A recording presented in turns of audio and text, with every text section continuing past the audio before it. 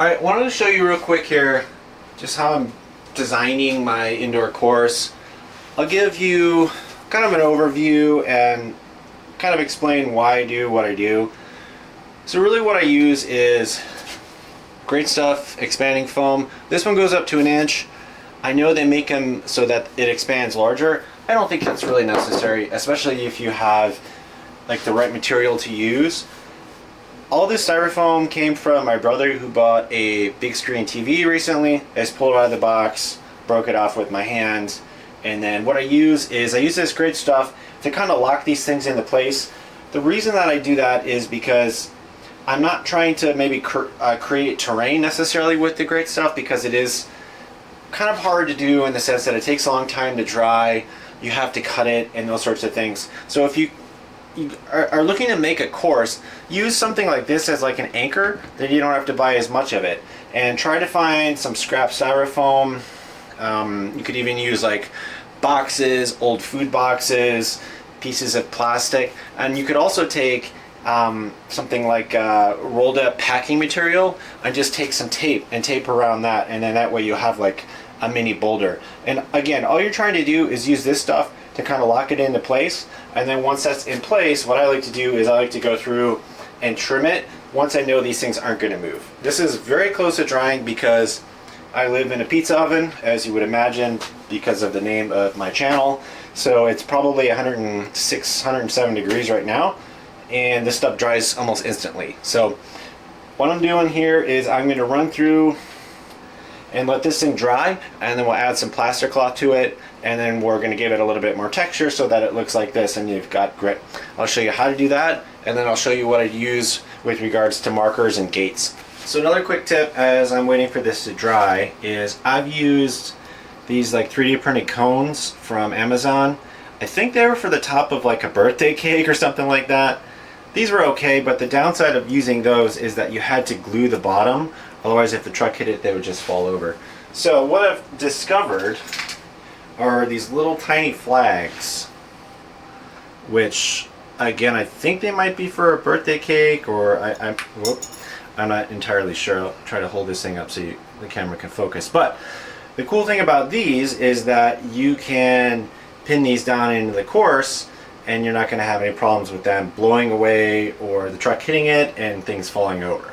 So to continue the thought on the gates, what you could do is you can basically take 2 of them and then put with a Sharpie whatever gate number you want. So what makes this cool is that it's super sharp at the edge of it, so you can just take that and just pop that onto your course really however you want. So you can make gates here, and what's going in are these tiny pinholes which you'll never see if you pulled them out. So this is what I'm using moving forward. This is what I would suggest. These are like maybe $3, $4, $5 on Amazon.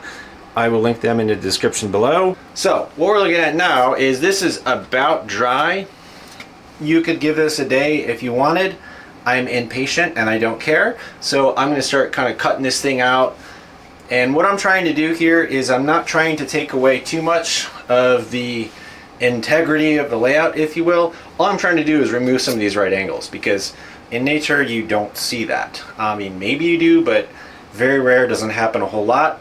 And then also a good tip too is when you're making these crawler courses, have an idea about how wide your truck is, and then make them challenging but not frustrating.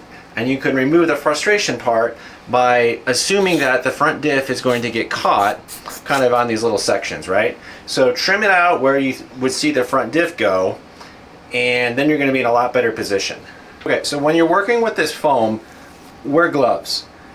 This stuff, when it gets on you, if you have hairy knuckles, which I suppose could be a pro or a con depending on how you look at it, don't ask me about that, but you don't want this stuff sticking onto your skin, I'll tell you that. So as you can see, I've started to cover this thing in plaster cloth. I will link the specific type of cloth in the description. I've tried a bunch. This one to me is the best because it seems like it's the most covered with the actual plaster material. Some of these that you can buy are very sparsely covered, so you don't get a lot of that actual plaster material down. But this one seems like there's a good amount of actual plaster material embedded in the cloth. So as I'm kind of jamming through this, you have a few options of really what you can do.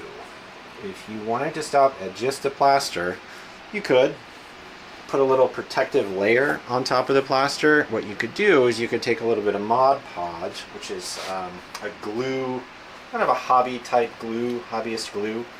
It does dry clear on top, so basically you're just going to be left with really whatever you're trying to adhere to that surface. So you can mix up some sand and then go on top, or sprinkle a little bit on top.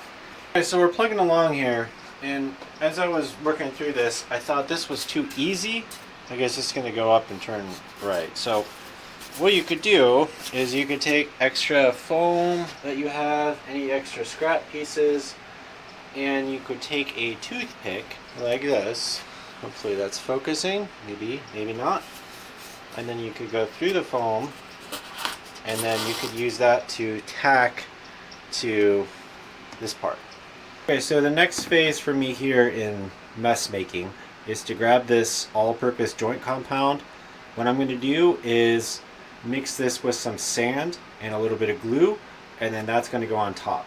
If you wanted to get extra creative, you could also drop a couple bits of maybe acrylic paint in there, but I'm going to hit this with spray paint when I'm done, so it's not going to be a big deal.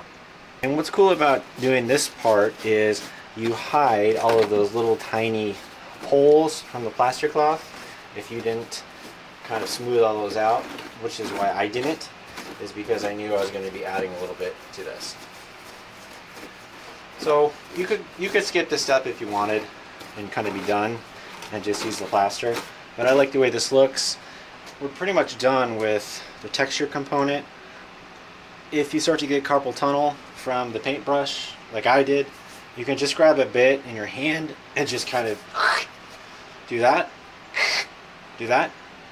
Always use gloves, that way your hands aren't gross and grimy. You can see where my glove line ended. So I think this is really, pretty good.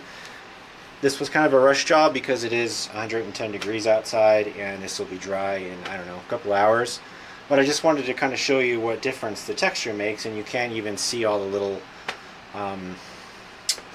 tiny squares from the plaster cloth. It just kind of looks like kind of a grimy rock surface. Overall, I'm pretty happy with how this came out. I'm waiting on things to dry and for the grout to kind of seal up, but I wanted to kind of complete this video and show you from start to finish what it looks like and how I do my process.